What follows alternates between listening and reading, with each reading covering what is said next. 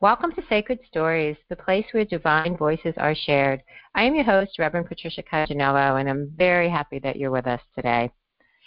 I invite you to not only listen to this show where my authors and guests share their sacred stories and the work that they're doing, but the other shows on our Sacred Stories stream. We have a number of different shows, conscious conversations ranging from support for healing from sexual trauma to 12-step spirituality to how to communicate with your spirit guides to deep spiritual wisdom. Actually, one of them is from our guest today called The Key to Life by Jim Phillips. So I encourage you to subscribe through Sacred Stories, through iTunes, and visit our website, sacredstoriesmedia.com. So today, I gave you a little preview already. We're speaking to Jim Phillips. Jim is an author and spiritual teacher. Jim has a podcast on our stream called The Key to Life, and Jim's brand new book is being released April 4th, and it is called The Key to Life. Jim's book is filled with spiritual wisdom and insights to help everyone gain a deeper understanding of modern-day life based on ancient wisdom. It's a phenomenal book, and I'm really excited to speak with Jim today and have him share from his own perspective, his own sacred story, what led him to write The Key to Life, and give you a little bit of insights into the book. So with that, I'll say welcome to Sacred Stories, Jim Phillips. How are you? My pleasure to be here. Yeah, I'm really doing well. I'm excited. I'm excited for us to have this conversation because, you know, we've been working together for a while in bringing The Key to Life, your signature book, to the world, and it's actually now been released, and I'm excited for everyone to know about it, to dig in, and not only know about The Key to Life, but to know more about really who Jim Phillips is and what brought you to write this phenomenal book. So I described you as a author and a spiritual teacher. Can you tell us a little bit more about who Jim Phillips is? Well, it's always Yes, it's always interesting to me when I'm asked that question of who I am, because I really don't feel like I'm any different than anybody else that's on this planet. I'm saying that I'm not. And yet I have had some experiences that perhaps could be looked at as being different or special. But again, my life experiences have been nothing extraordinary.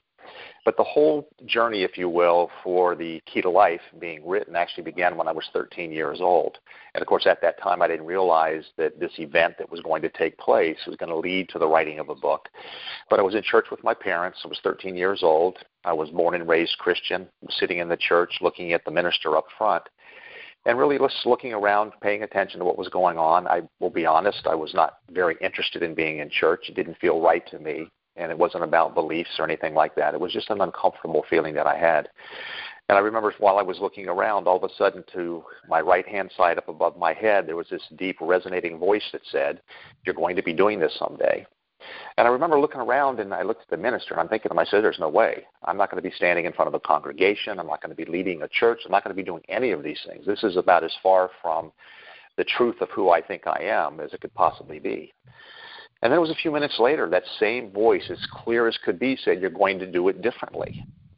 And I looked around at my parents, and they didn't seem to have heard the voice. Nobody else around me seemed to have heard it, and yet I knew it was there. It to me, was not a hallucination. It wasn't something I imagined. It was as clear as it could be. So I held on to that idea that there was something that I was to do, and it was going to be done differently perhaps than it was going to be done in the church. Didn't know what it was. I did feel there was a message in me that needed to be communicated, however. And really from the point of being 13 years old forward, there was nothing extraordinary that happened other than I was put in a position of speaking to people, whether it was in groups when I got older, whether it was in some of the teachings and trainings that I was doing. I've been involved in the real estate business for over 30 years, and I did a lot of teaching and training within that, but it always had a spiritual side to it. And then it eventually got to the point where I started to receive some interesting information when I would take walks in the morning, and I've come to call that time of my morning walks being immersed in the silence of the dawn. And it's just a time when I'm really, really connected to spirit, to God, to whatever anyone wants to refer to that all-being source. And I could ask a question, I would get an answer. And those answers would come in the form usually as a phrase, or as I refer to them now, they're quotes. I just use them as quotes. There's a lot of them in my book. And it was just interesting information, valuable information that has benefited me. So it just got to the point where more and more of this information came in, and I felt pressured, not by anyone or anything, but internally I just felt pressured, or inspired is probably a better word, to start putting it down on paper. And I did. And it eventually became the key to life. And we have the book now. So, Jim, it's really fascinating that as young as 13 years old, I speak to a lot of people who have connections in childhood, right? And they speak to who they really are. They're in touch with their greater being. And then many times they just ignore that or shove it down because it's not accepted, or they're afraid to really speak about it. I'm just curious, did you share that with your parents? Did you have a conversation about the voice that you heard at 13? No. My parents heard about it when they saw that it was in the book. So I never told anybody about it. Yeah, no, so it's really fascinating. So I'm in service to others, right? Many adults that are listening that I'm sure have had very similar experiences. But why? Why didn't you just say, oh, my God, Mom and Dad, the most amazing thing happened to me. I heard this voice. Why don't we naturally do that? Well, I think it's one of the keys to why we don't do a lot of things in our lives that we're inspired to do. We're too concerned with what other people might think, say, or do. We all too often value their opinion over what we feel is our truth. And I think for me anyway, I felt like it coming out in the book was more natural than me sitting down and talking to somebody about it and saying this was my experience, because now it was in the context of the book and there was the follow-up to it. And somebody couldn't say, no, you can't write the book now because I wrote it, and it was done. But I think that's the big problem. It's just this fear, and it's an internal fear that we have that is just preventing us from really saying what's true about us. And we've all heard the quote that the truth will set you free, and this is the truth that I think it is referred to. It's that truth of ourselves, the truth of our own knowing, the truth of following those inspirations that we're given, that to me are soul nudges or soul requests of something that we're here to experience and express as fully as we can. Yeah, it's interesting. I've said many times that the work of Sacred Stories is to make, that we're embodied spirits, our spirituality, our beingness, the new normal, right? So that's the conversation, that's the normal conversation to have. It's not something that we feel we can't share or have to share in a different way. So I appreciate that you're sharing it now, because I believe that the more that we can share our true experiences and have the courage to do that and really step into that beingness, that we allow or give permission, not that anyone needs permission, but we allow others to do that as well. Do you agree? Yeah, and the key is we have to give ourselves permission to do it. It's not about the other people. It's about giving ourselves permission to live in our truth. One of the things that I've written about, and this will address what we're talking about right now, and this comes up all the time in my coaching practice, when I'm speaking, and just in conversations with people as well, and it's always, well, what is the purpose of life? And it's not what is my life's purpose, but it's what is the purpose of life? Why are any of us here? And a definition of that, or a reason that I was given, again, this came through my early morning walks, is that the whole purpose of life is the progressive realization of the truth of who we are through the understanding and the experiences and the expression of that truth. And that's really it. The idea that is the whole reason that we're here, I think is incredibly beautiful, and then I think it's also kind of a little disconcerting, don't you think? So if you hear that, if I hear that, to be quite honest, I say, well, then why didn't I just stay in spirit form? Why did I become embodied? So how would you answer that? So if the whole purpose is just for us to know who we are more, we know who we are, as spiritual beings, or am I missing a key part of what we're learning as embodied spirits? Well, it's about the experience. As an embodied spirit, we're in the world of the absolute. So there isn't any duality there. There isn't anything other than the absolute. There isn't anything other than pure love, pure light. And so we have nothing to compare it with, or nothing to help us better understand what that's all about. So when we incarnate, we come here, and the term that's always used is that we forget, or that we, of course, we willingly allow ourselves to not have that memory of knowing what the absolute is. So we come here to experience ourselves, or we allow the divine to experience itself through us, because we are aspects of the divine. So we allow the divine to experience itself through us in human form, so that we can better understand and appreciate the significance of ourselves as that divine spirit. And we couldn't do it any other way. There has to have this experience of the limitations we put on ourselves. There has to be the vulnerability that we all experience being in human form, knowing that at any point in time, anything can happen that could dramatically alter our lives for the better, or make it more challenging and more difficult. And more often than not, it's as simple as the choices we make. Let's talk about your early morning walks and the time when you feel most connected, or the wisdom comes through to you, or you're open to it. And you started the conversation saying that you were just like everyone else, but you also used the word special. And so I feel, part of what seems to me is that everyone is just as special as everyone else, and I know that's what you meant. But I think that we don't allow ourselves enough ability to move away from our distracted worlds, our distracted lives, to actually hear what's really all around us. Can you speak to that? Do you agree with that? And what support would you give people who are trying to open up to more of the wisdom of who they are? Well, I do agree with what you're saying.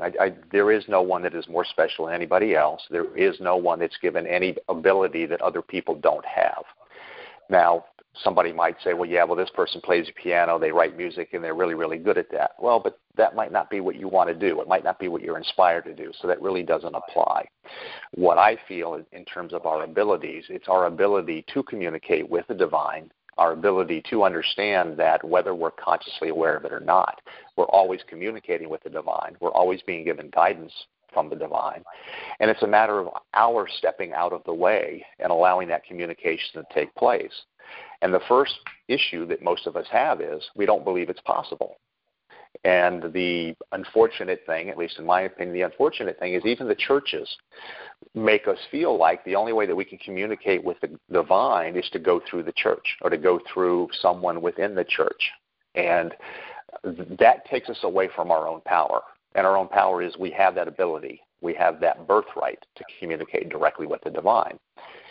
To get more specific to my morning walks, what I started to realize was I was getting this information, and the first times that I recognized that it was coming in, especially in direct relation to a question that I might have asked or an issue that I was dealing with at the time, these thoughts would come to me, and I would dismiss them as just being thoughts that I had, that it was just kind of ridiculous that this thought would come to me and that it might be a solution to whatever it is that I was contending with at the time. And then I started acting on it. And then I started realizing that wasn't just random thoughts coming in. That was divine guidance. It was helping me through, again, whatever the situation was. And it doesn't mean it was always difficult situations. It could be something that I was working on that was a very beneficial project, let's say, and I was asking for guidance on it, or asking for confirmation of something that I was about to do, if it was the right step to take. And invariably, I was always given the right answer. And when I acted on it, it always came through for me. So I started trusting it. And then that's the second part of this. Once you start to allow it and you recognize it and you acknowledge it, then you start to trust it and act on it. You won't go away from it. You'll realize, wow, this is amazing. This is actually me communicating with whatever that higher source is. and it's given me the guidance to do the things, to make the choices that are in the highest and best good for what it is I'm trying to do. Excuse me. And also for the people who are going to be benefited by what I have to do. It's there. We all just need to recognize it and allow it and then act on it. Yeah, I love that you bring the action part into it because, we hear thought, word, deed, right? And, I mean, it is a process, and it's important that the action actually occurs, right? That we don't stay in our own heads, all the time. Let's talk about your book, though, because all of this beautiful wisdom and these insights and experiences you share in your book. So your book is called The Key to Life, and one of the things that I find just really special about your book are these quotes or these phrases or these terms. Some of them gave my editors, pause to begin with because they're like, what's that word? You make up some of your own words. Complexities, for example, or sojourn. Speak a little bit about what people can expect, what you're hoping for them to receive when they read The Key to Life, and then we'll talk about one specific point of inspiration that you can share from The Key to Life. Okay. My intention with the book it's not to get people to agree with what I say or to agree with what I believe. Its intention is to get people to understand and to question why they believe what they believe, to determine if it is true for them, and if it even is their belief, because so often we make decisions against beliefs we hold that are not our own, and yet we give them this incredible amount of power. And, of course, then the choices we make are based on that belief. It might not be true for us. And my question always is, if I'm making decisions based on what I hold to be true that isn't true, well, how far from the truth am I? And to me, that's a scary thought, to know that I'm moving further and further from whatever the truth is. The book, I hope, and I think it will based on some advanced reviews that I've received on it, causes people to really think deeply about who they are, why they're here, what they want to get out of life, what they know they can bring to life. I want it to inspire people. I mean, that's really, really the key. I want it to inspire people to give themselves permission to live in their truth. And one of the things I want to just mention about the title of the book, it's called The Key to Life. And I want people to understand the word life is the acronym for living in full expression. And that's why we're here. We're to live in that truth of who we are through our expression. So life is living in full expression. I like that it's about helping people question their truth, right? That's one of the things I love about The Key to Life is it's not just you telling people absolutes, because I believe that we're here for different reasons and we have different experiences, right? And my reason may not be your reason, and my truth may not be your truth. I believe that the magnificence of the universe can hold many truths and many experiences. So that your book allows people to question and dig into their own truth, I think is incredibly important and incredibly valuable. So you have this structured where you have different keys, right? And you say ancient wisdom for a modern world. Let's just tie in the ancient wisdom and what does that mean? And then again, share one of the keys that you feel resonates this morning with you that you'd like to share with people. Okay, well, the whole idea of the ancient wisdom, I chuckle whenever I hear that or I see it, because the ancient wisdom is really all that all of us already know, and yet we tend to forget it, or, as we talked about earlier, we conveniently enter this world without that knowledge of it or that conscious knowledge of it. And the ancient wisdom, it's the truths that we already know. It's the way of living that we would all want to live if we got out of our own ways. It is knowing that living from the heart, being compassionate, being non-judgmental, being unconditionally loving. All of these things are ancient wisdom. And we all know that that's the way we would like to live life. And yet the reason we don't is because we make choices that don't allow us to, or we don't believe that we're capable of it, or in the case of unconditional love, we don't believe we're worthy of it. And none of that's true. The truth is, all of that is available to us. All of that is what we are, quite frankly. We are unconditional love. We are non-judgmental when we live from that place of being in our heart. So it's just the whole idea of actually there's 4 pillars that I have in the book, and I just mentioned some of them. It's gratitude. It's all of these things that are the things that make us feel good, that we're all passionate about, that make life enjoyable, that make life exciting, and that it's what we share with other people as well. There isn't anything that has come out of ancient texts, and I'm referring to, it can be things that are in the Bible, it can be things that came from the Nag Hammadi library and the Dead Sea Scrolls, and I just read a really interesting book that's called The Gospel of Thomas, and remarkable because of what it has to say about sayings from Jesus. I mean, all of this, and it just reflects all of the things that all of us want to have in life right now, and that are fully available to us. But we deny ourselves that for whatever our own reasons are, and those are the limiting beliefs we hold and need to acknowledge so that we can be released from them.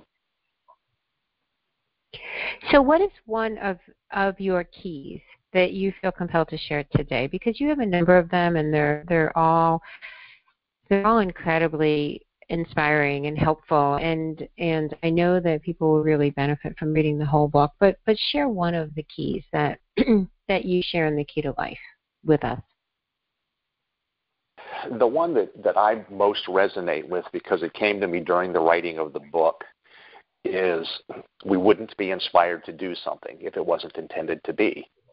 And the reason that one is so important to me is that while I was writing the book, I was going through pretty much every limiting belief and thought anybody could possibly have. I was going through the whole series of, I'm not good enough, who am I to think that I have something to say, who's going to buy my book, why would they buy my book? And then I had that reinforced by people that are close to me who were saying, yeah, who are you to write this book? What makes you think you can do this? What makes you think people are going to write it? So I kept writing, but it was such a challenge because these thoughts kept playing through my head, and I kept going, why am I doing this? And besides, there are millions of books out on the marketplace that already have similar information to what I have. Why do I think mine's going to be any different, or that somebody would pick up mine versus somebody else? So I went on one of my morning walks, and I was going through this very difficult period while I was writing as why? Why am I doing this? So I asked a question. I said, why? What's the purpose? Should I continue doing this?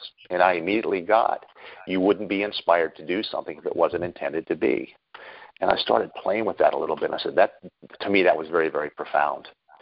And I said, that's got to be true, because where do inspirations come from? What is an inspiration? And to me, it's an indication from your soul of something it intends or something it would like to experience or have brought into the world. And who am I not to honor that, quite frankly? So I got back to my writing. Anytime I would have some difficulty, I would fall back on that quote. You wouldn't be inspired to do something if it wasn't intended to be. Now, lo and behold, those limiting beliefs and thoughts kept showing up. And I got caught up in it again, and I'm thinking to myself, well, now what am I going to do? I understand that I'm inspired to do this, and that if I'm inspired, it's intended to be, so why am I still having these thoughts?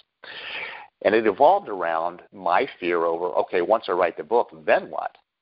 What am I going to do? How am I going to get out into the world? I don't know enough people. All these things came into play. So I went for my walk again, and I said, okay, now what? How come I'm still struggling, even though I now know and believe that this was intended, and because it was intended, that this is where I should go.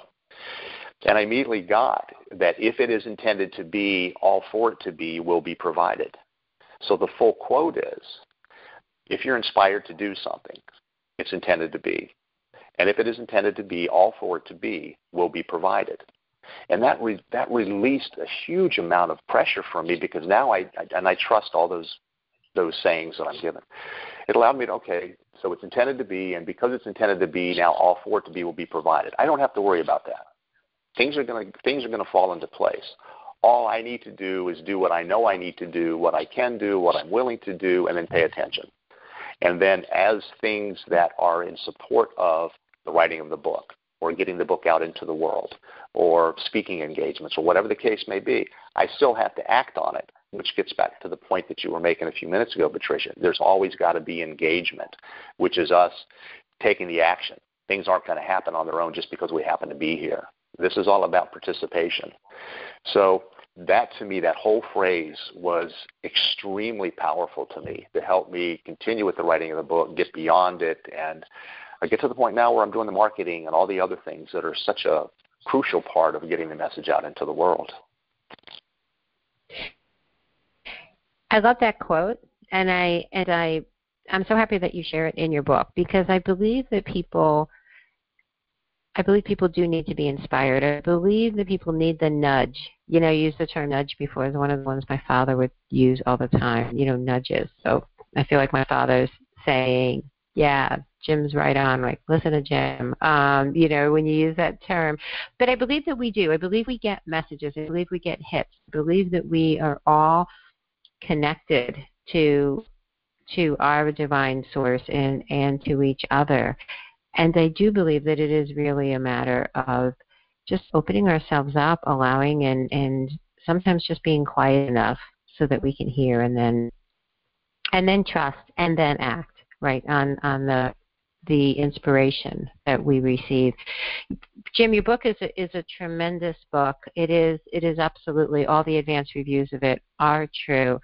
It presents this wisdom, ancient wisdom, eternal wisdom, wisdom of source, in a way that I believe is very accessible, very understandable, and that allows people to say yes to who they are and the reason that they are here.